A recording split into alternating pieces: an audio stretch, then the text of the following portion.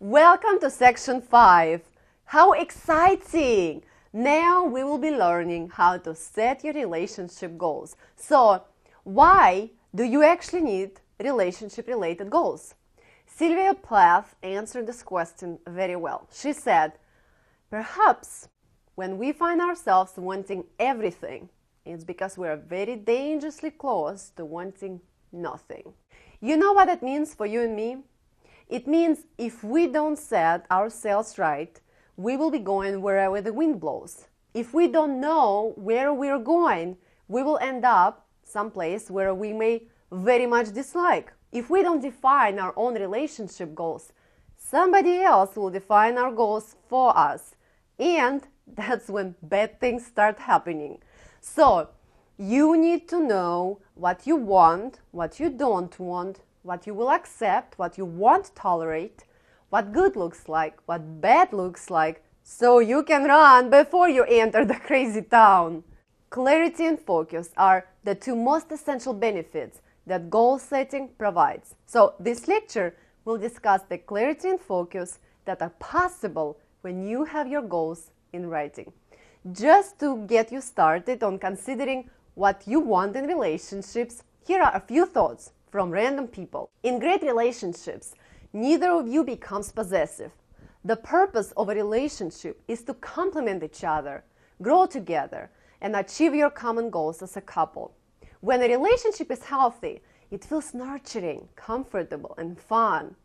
If your relationship is a good one, you each maintain your individual identity as a human being and both respect each other's privacy.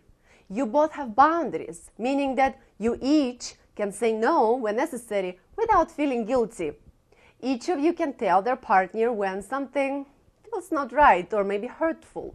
In such a relationship, neither of you feels as if they were making a great sacrifice. You both enjoy your relationship, recognizing that it requires work and there will always be ups and downs. Each of you is able to do their work, care for other aspects of their life without threatening the relationship. In a mature relationship, both partners do keep agreements and commitments. There is no abuse of any kind, not physical, not verbal, not sexual, not emotional. Such behaviors as ignoring, blaming, threatening, diminishing accomplishments, or belittling one another never take place in a fulfilling, mature, healthy relationship.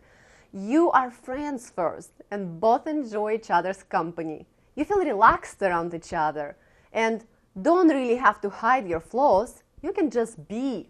There is some breathing room for you to be you and for him to be him. First, strive to understand, then to be understood. Dr. Stephen Covey said that, meaning that now it's time for you to learn about SMART goals and understand yourself and what you want out of your relationships. Are you ready? Go to lecture 25. There I will explain the SMART approach to goal setting. Then in lecture 26, you will learn about how an accountability partner can help you with your goals, which you will work on in lecture 27. And I'll see you again in lecture 28, which will be another video. So right now click on lecture 25 and I look forward to meeting you there.